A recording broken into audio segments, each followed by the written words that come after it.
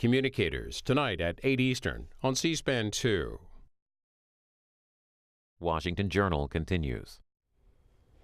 And here on Monday mornings, our Your Money segment, looking at issues affecting your bottom line, and perhaps no other issue other than trade with China and the many economic ramifications for all of us. And we are joined by Robert Daly, who is with the Wilson Center on the Kissinger Institute. They're China and U.S. director for the Wilson Center Kissinger Institute. Robert Daly, the president, announcing yesterday that he's going to postpone implementing those tariffs against China.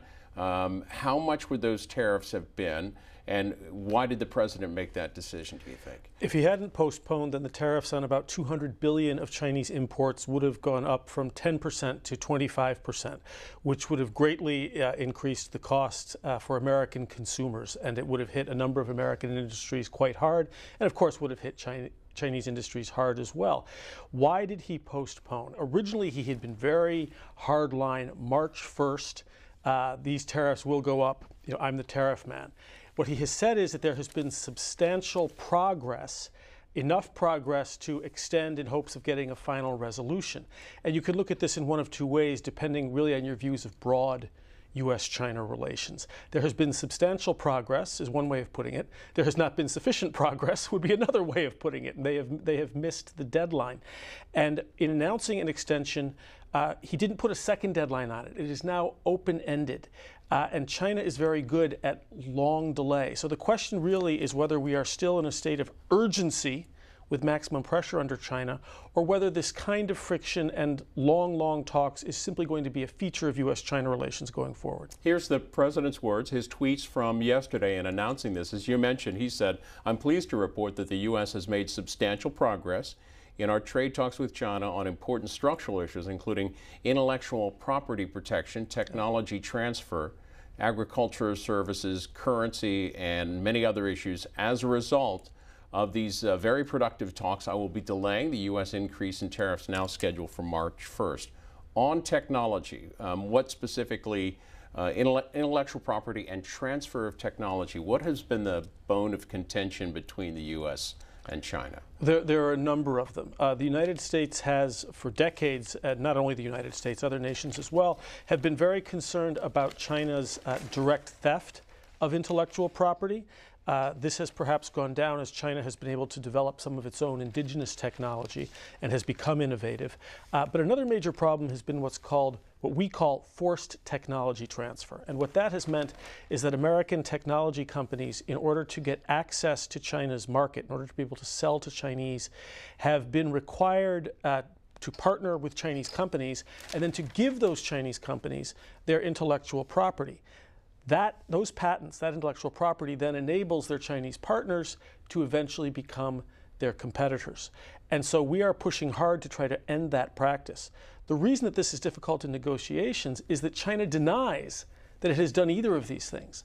And so having always denied that it either steals intellectual property or that it is sort of a national policy to coerce technology transfer, it's very hard for them to agree to stop doing something they said they'd never been doing in the first place. But American companies have admitted that this has been the price of entry into the Chinese markets, correct? And this is where it gets difficult. And China says, with considerable credibility, this was not forced technology transfer. This was a deal that American companies took in the light of day because they made the judgment that it was worthwhile to gain access to China's vast market, and China now is the world's largest collection of middle-class consumers.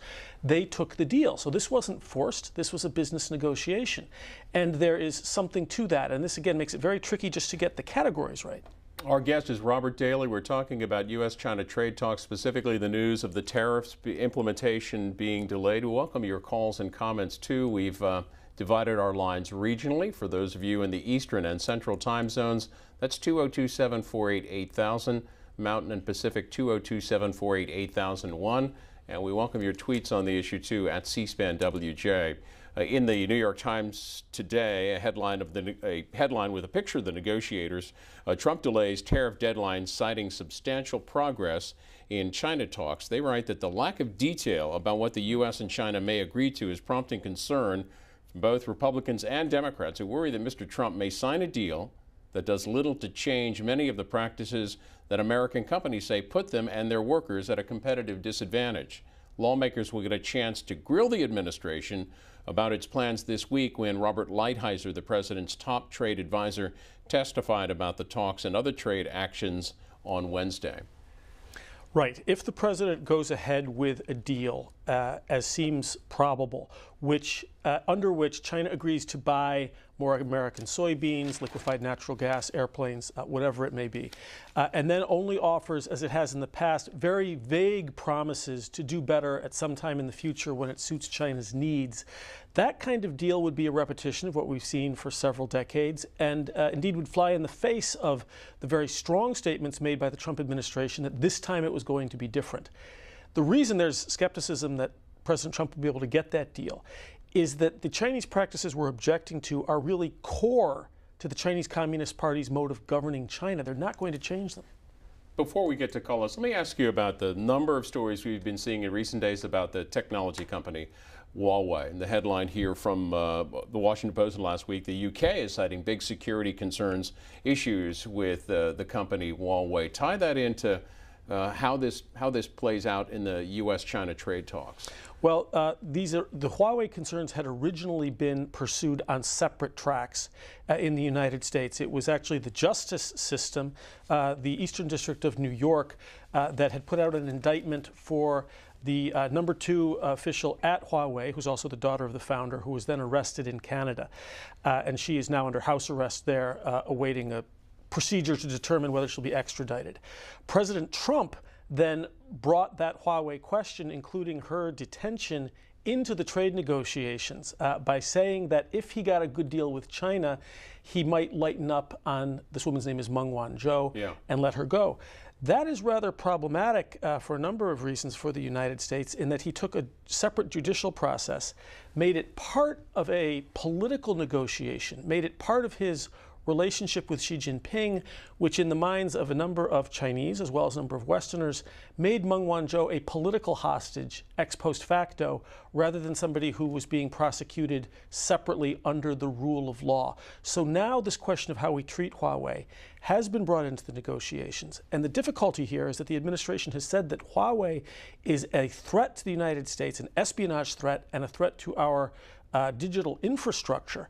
If that is true, and if the threat is as dire as the administration claims, how can we simply say, well, it's okay now, we're going to be friends, and throw Huawei into the deal and just sort of smooth that over?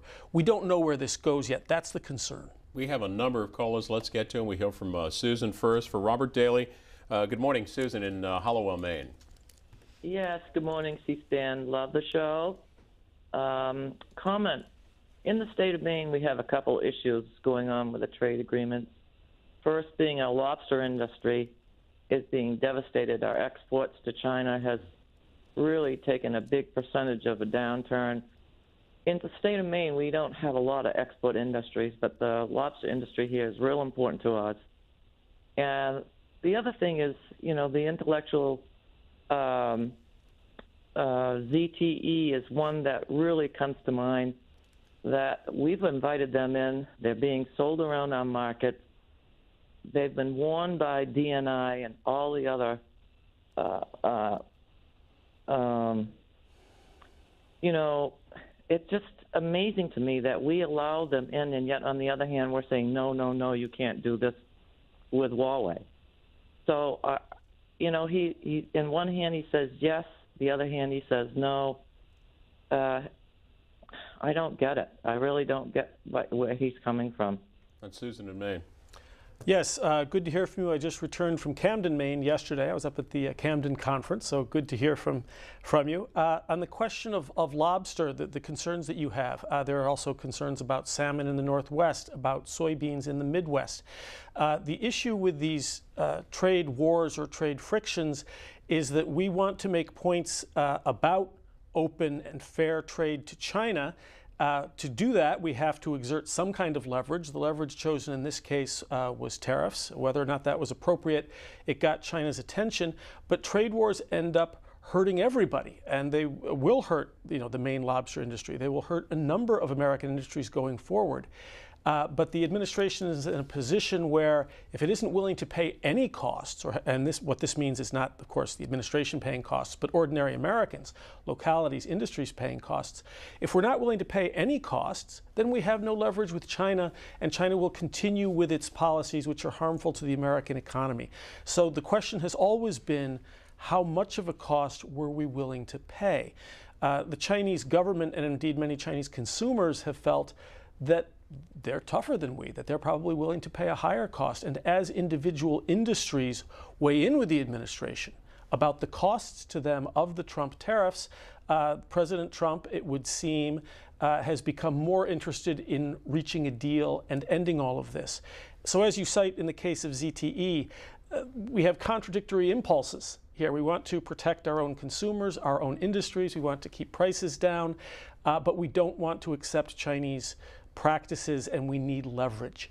And so you're right, there's been a waffling back and forth, and we don't know where this goes. The Chinese impulse will be the fact that we have now delayed twice the imposition of further sanctions on China indicates that that time and global economic dynamics are on China's side, and therefore they can play for time, and we will weaken our requests to China. Our main caller talking about lamenting the drop in the lobster exports from Reuters last week on the overall U.S. agriculture exports expected to fall 1.9 billion in 2019, led by China. Right. Agriculture Department saying the drop 1.9 billion to 141.5 billion for fiscal 2019 from a year earlier, led by a steep decline in shipments to China due to the ongoing trade dispute.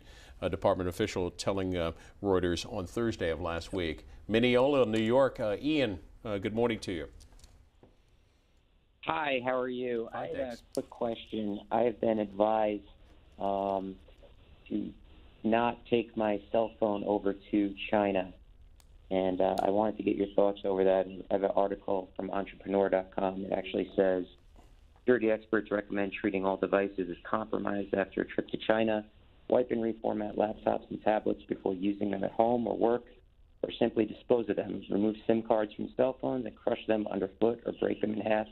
A little bit off the trade topic, but Robert Daly, you've been to China a number of times. Many times, yes. What's your advice for him? Sure, this is correct. It depends a lot on what sort of work you're involved in, so that if you are in a business or a government that has proprietary information on it, then yes, you need to be extremely careful. I would bring a clean phone, not your personal phone or your personal iPad, to China, and then have them wiped clean upon your return. It is true that you should assume that all of your data is compromised if you bring your digital devices to China. Here's Michael next up in Baltimore, talking U.S.-China trade this morning. Michael, go ahead with your thoughts.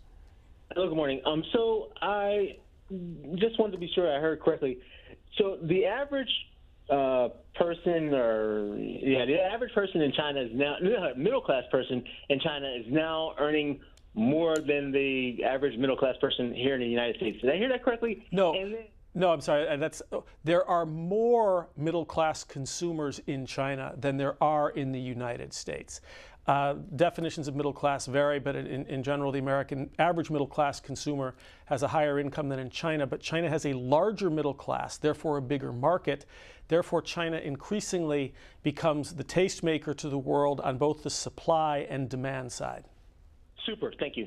Okay, Doug in Fairfax, South Dakota. Hello there.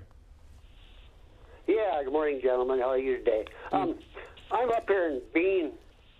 I'm up here in bean and corn country, and I know the prices are down and so forth. And they say even if they do get something going, that we've lost a lot of our production going to them anyway, because they're moving to Argentina and Brazil, and they're building infrastructure and so forth down there. And he helped these guys out with $1.60, I believe, a bushel on the beans.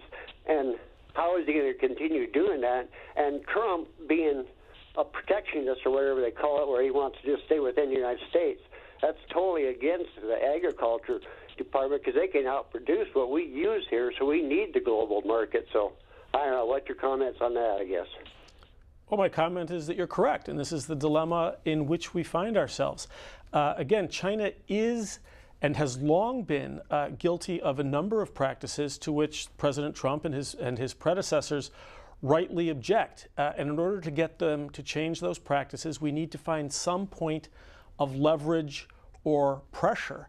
And that is always going to cost us something. China has been very deft. When China decided to impose its own sanctions against the United States in response to, its own tariffs, in response to the tariffs that we imposed, they very deliberately chose America's agricultural exports, which had been a bright spot in U.S.-China trade relations, because they know that in the American heartland, in the agricultural areas, there is a high percentage of people who support President Trump, and therefore to maximize their leverage on him, the attempt was to hit him politically where it hurt. This was no accident. And so this is, yes, what trade wars look like. People pay very real prices. We heard from a caller from South Dakota. The governors are in town for the NGA meeting, and the new South Dakota governor is Kristi Noem, former congresswoman, and she was asked about the effect of the tariffs, potential tariffs, and tariffs on her state on trade. Here's what she said. Kristi Noem.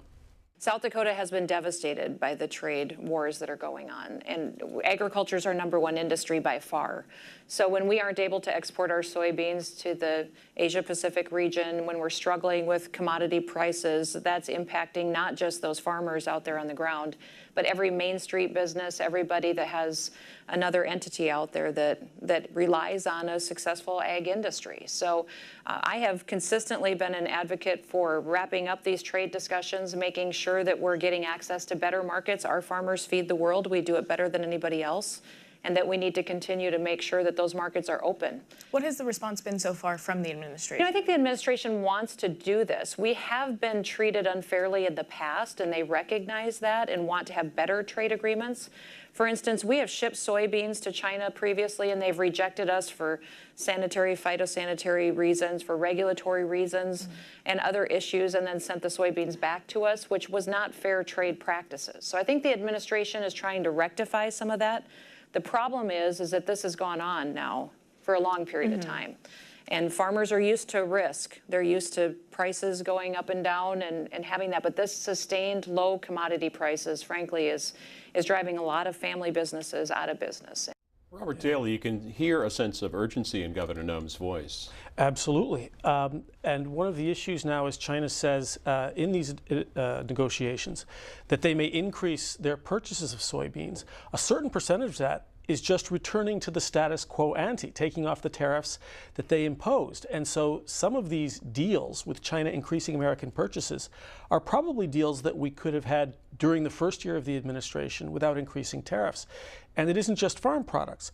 Qualcomm, Intel, because China is the largest consumer market, most American corporations and industries have equities in China. And so we're back to the point that I keep making. She says she would like to move beyond this. What does that mean if we are to move beyond it and come out ahead and actually change Chinese trade practices? Somebody is going to have to pay a cost for leverage. And these prices, the cost that has to be paid, looms larger to President Trump the closer we get to the 2020 election. He's not only getting pressure from American industries and the stock market, he's also under pressure because there are growing signs that America might face a mild recession before the election, and that would also decrease American leverage. But as you pointed out, too, in your opening comments, the president did not assign a new date for a deadline for these tariffs when he forestalled them yesterday. So. Right, and China's very good at playing for time in its diplomacy by feeding just enough little fuel to the fire to make us maintain hope and think we may be right around the corner from an agreement, whereas in fact it's a play for time that can go on for years. We have several calls waiting. Let's get to them. Daniel, Elizabethville, Pennsylvania. Go ahead. Yes. Yes, thank you. You had mentioned, I wasn't going to call, but when you had mentioned that China is into long negotiations, I brought to mind a conversation Henry Kissinger had with Zhou Enlai, the former prime minister of China, during the opening up of China with Nixon and all. Henry Kissinger asked him what he had thought of the French Revolution, and Zhou Enlai's response was that it was too soon to tell. So, get ready for a long negotiation, and bye. All right, Gilbert in Birmingham, Alabama. Hi there. Thank you for C-SPAN. This topic I have been really wanting to discuss. I read the Wall Street Journal daily concerning this matter about the China and trade. And to your guess, you know, the Americans, we don't have a manufacturing base, and I can understand that the businessmen and investors, you know, they want to make money. But if we don't keep, I've noticed that over the last week or two, from reading the articles in the Wall Street Journal, it seems as if America is softening their stance against China. And just as you just said, that China they play this thing over a period of time. Now, there's a slowdown in the Chinese economy. If America does not keep a hard line on dealing with China today, would you say that in the next 5 years that China would dominate the world economy? Thank you. Dominate the world economy may be a little strong, but I think that the direction, the implications of your questions is essentially correct. The Chinese economy and its total volume will almost certainly surpass that of the United States. I've already mentioned that they have the world's largest consumer class. They are early adapters of technology. They are able to scale new technologies up for marketization faster than we are because it's a less regulated environment. They are a formidable economic competitor. And they are very aware of that. So one of the reasons that they play for time is that China is aware, as are we, that this is a long-term competition between the United States, not only in the area of trade, but to shape security architectures, trading regimes, the development and regulation of technologies, norms, practices, value systems worldwide. China is the rising or risen power. Many of the trend lines, the momentum, are in China's favor, even though the United States is more powerful today. It is therefore in our interest to make a deal as early as possible while we have maximum pressure. It's in China's interest to prolong this as long as they can because our leverage will decrease and theirs will increase. This is a fundamental and new challenge for the United States, and it surpasses questions of tariffs or even these very difficult questions of soybeans or lobster or the individual industries that get hit. Our caller, keeping track of the story in the Wall Street Journal, one of the stories we noted from last week, the headline, "Stream of Imports Strains Warehouses in California." They write that U.S. businesses have been pulling shipments forward ahead of expected tariff increases in China's Lunar New Year holiday when the nation's factories shut down for several weeks. That stacked up inventory is straining logistics capacity around the neighboring ports of Los Angeles and Long Beach, which together comprise the biggest U.S. trans-Pacific gateway. And this is the time of year, correct me if I'm wrong, manufacturers, importers are planning ahead well into the fall fashion and holiday season. Right. So what they were doing, anticipating that the tariffs on $200 billion in goods would go from 10% to 25%. They wanted to get as much into the country at 10% as they possibly could to sell over the remainder of the year. Now, whether those tariffs are going to go up at some point, we don't know, but that's the bet that they're making. One more caller for you. Ed is in Anaheim, California. Hi there. Hi, you know, I'm really getting tired about this conversation of free trade as if China's our equal. I'm very Ross Perot in my politics. Truth, facts, or results, and Wall Street is concerned about China because of all the outsourced jobs to China. As Ross Perot said, we should adopt the trade policy of China, Korea, Japan, and even Mexico, and it's a simple policy. If you don't make it here, you can't sell it here. If we get cut off from China, businesses will have to open up jobs here in the United States, and you'll see an explosion in this economy. Thank you.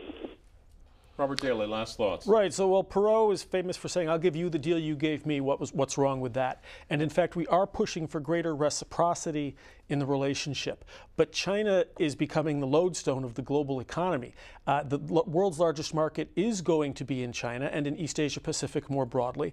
And what that means is that if our companies can't compete in that market, we will not be able to compete with Chinese corporations that have access to it. So it's not simply a question of wholly reciprocal trade. We need to be part of the whole global flow of trade if we are to have some of the world's best companies and technologies. And to look ahead, just to be clear, the negotiations wrapped up in Washington this week with the president on yesterday, delaying the implementation of tariffs. What are the next steps? Where do negotiators meet next? And there was also talk about some sort of Mar-a-Lago summit with President Xi?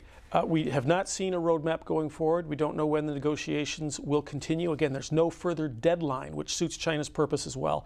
But it has been suggested, yes, that perhaps Xi Jinping would come to Mar-a-Lago and that the two leaders would then conclude these negotiations. Does that mean solving the problem, or does that just mean a permanent timeout? This is too much bother for both nations. We don't know the answer to that. Robert Daly, with the Wilson Center, director of the China and of U.S. and China at the Wilson Center Kissinger Institute, and looking at China trade. Thanks for being with us this morning. Thank you.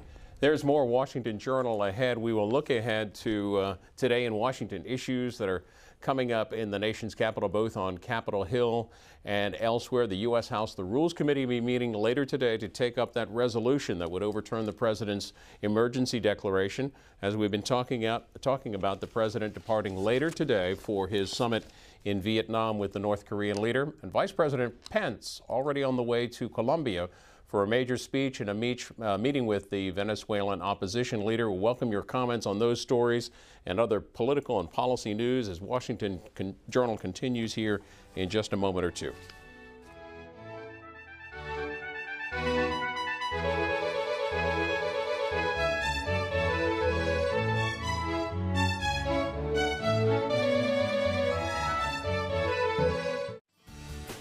The C-SPAN bus recently traveled to